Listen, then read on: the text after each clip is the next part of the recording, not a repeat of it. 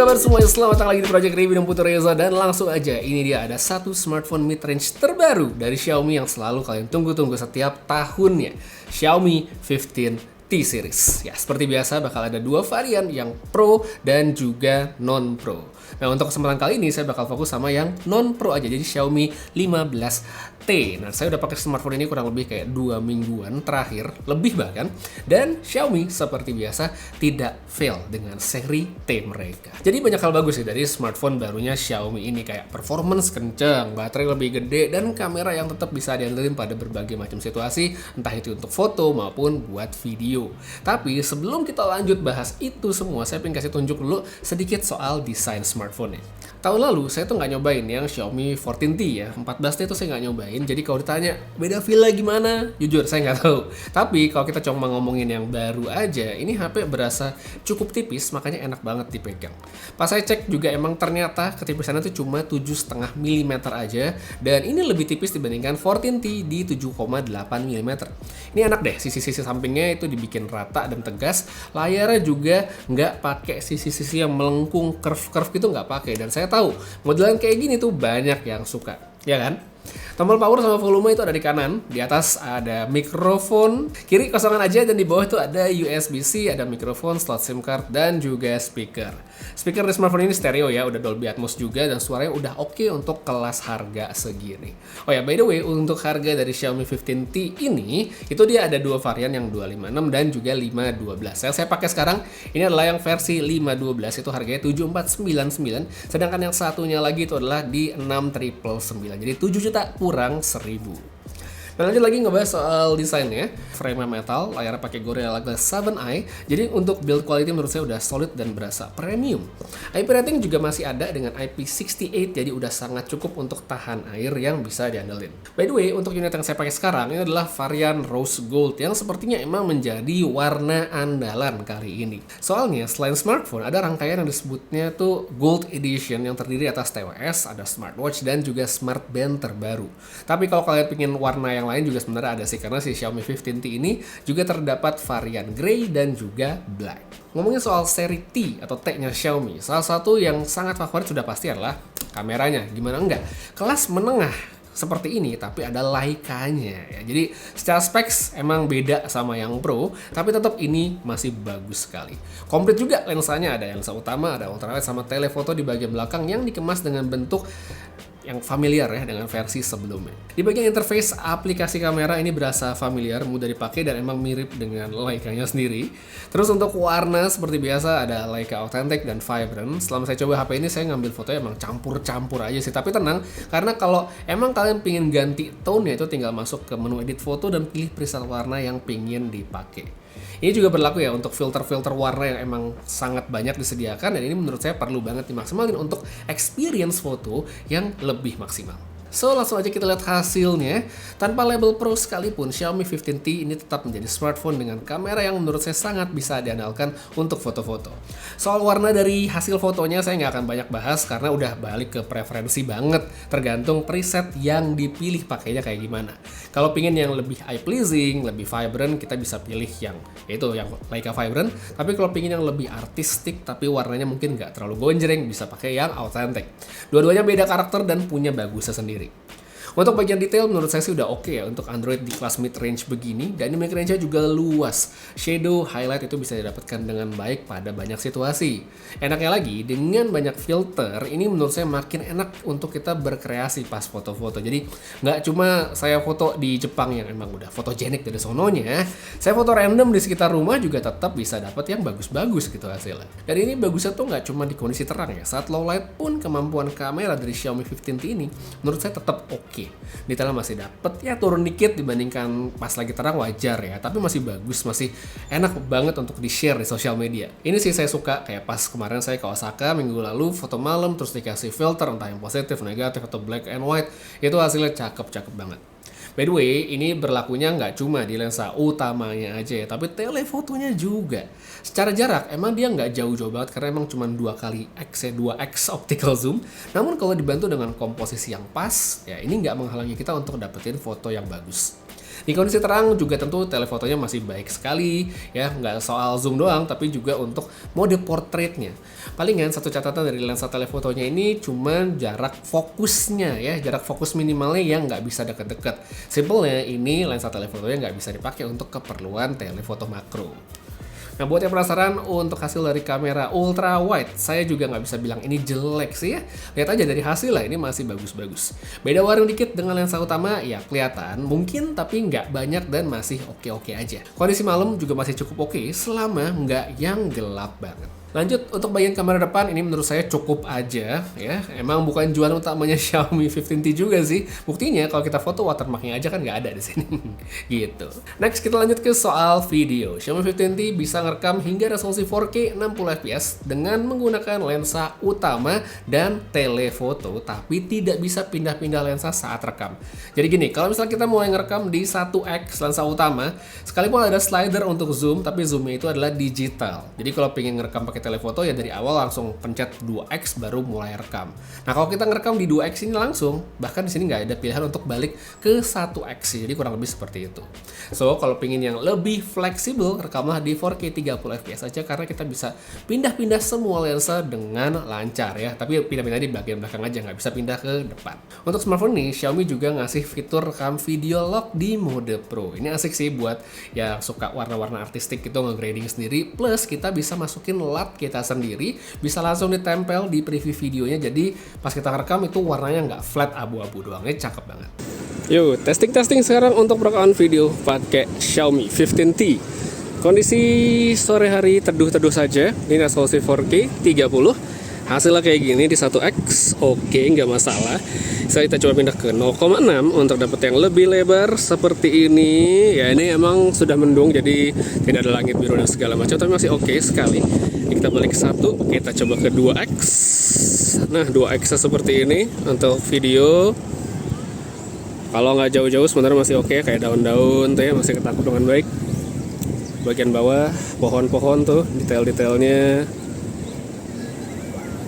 masih oke, nggak ada masalah. Kita balik ke 1, kita pindah ke sebelah sana. Stabilisasi juga bisa lihat ya sambil jalan kayak gimana, audio bisa denger. Oke sih, stabilisasinya di 4K ya, nggak masalah tuh. Oke banget malah ini ya, nggak gempa, kayak mungkin dibawa turun tangga kali ya biar lebih berasa.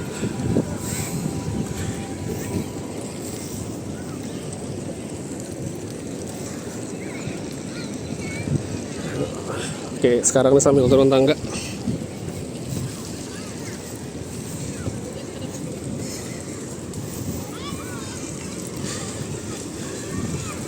Oke, sambil turun tangga kelihatan bagus-bagus aja ya, stabil. Kalau ke dia 2, ya dia lebih shaky ya dibandingkan yang 1x. Tapi oke lah ya, 1x-nya bagus. Nah, sekarang kita pindah kamera depan. Sama-sama resolusi 4K, stabilisasi bisa lihat ya sambil jalan. Mikrofon, suaranya oke atau enggak, silakan dinilai sendiri. Dynamic range, warna, skin tone ya, langsung kalian lihat dari sampel video berikut ini ya. Untuk outdoor hasilnya sih kalau menurut saya udah oke banget ya. Untuk Xiaomi 15T ini bisa lah kameranya kalian andelin, nggak cuma buat foto tapi juga buat video ya. Palingan nih kondisi yang masih terang, nanti kita cobain di kondisi low lightnya juga. Nah, ini dia kalau buat video malam hari outdoor ya. Bilang low light sih enggak ya, banyak lampu-lampu bisa langsung lihat, tapi stabilisasinya masih oke sekali. Bisa langsung lihat ya dari sini. Kita coba pindah ke tele buat, nah ini telefoto, stabilisasinya masih oke juga ya. 2x masih oke, 1 paling oke ya. Kurang lebih kayak gini untuk video kamera belakang dari Xiaomi 15 di kondisi malam hari.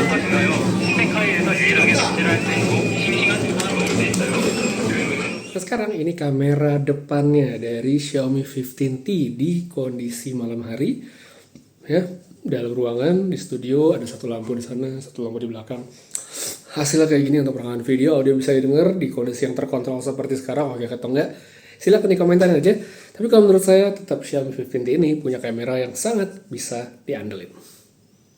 Oke, jadi itu dia soal kamera dari Xiaomi 15T yang sangat menyenangkan untuk HP yang harganya start di 6.999 tadi. Nah, menyenangkannya Xiaomi 15T ini nggak cuma situ doang ya, karena dari segi performa menurut saya ini juga udah bagus banget. Secara specs sebenarnya dia udah termasuk teritori yang flagship ya. Jadi mulai dari layar dia udah cakep, resolusi tinggi, AMOLED 120Hz yang jernih. Udah support Dolby Vision juga untuk experience multimedia yang memuaskan sekali. Warna cukup vivid, padahal saya pakai preset Original Pro yang biasanya ini kelihatannya nggak gonjreng-gonjreng amat, tapi ya cakep juga, tetap eye pleasing. Namun kalau kalian ngerasa kurang saturated ya tinggal diganti aja. Kecerahannya dikatakan sama Xiaomi ini udah sampai 3200 nits ya, tapi itu cuman di 25% bagian layarnya aja, alias nggak semua layarnya. Namun meski begitu, kalau untuk pemakaian outdoor di tempat yang terik, layar ini masih tetap kelihatan dengan sangat baik. Next, soal performa. Nah, di sini ada chipset bagus nih, Dimensity 8400 yang kenceng, ditemani dengan RAM dan storage dengan spesifikasi yang ngebut juga. Antutu aman banget ya, hampir 2 juta di mode performance, yang mana ini udah cukup menunjukkan bahwa smartphone ini kenceng. Pemakaian yang standar udah pasti lancar, aktivitas cukup intens, kayak main game juga bisa diladenin dengan sangat baik. Seperti di sini saya cobain main Mobile Legends rata kanan, ini bisa dapat average yang bagus sekali di 118 fps kalau kita pakai mode gaming ya. Grafiknya kelihatan cukup stabil nih, dan kalau kita misalnya mau main pakai mode standar bisa juga, cuman dia dapat 100 fps dan kelihatan ada cukup drop ya di tengah-tengah sebelum nanti dia naik lagi.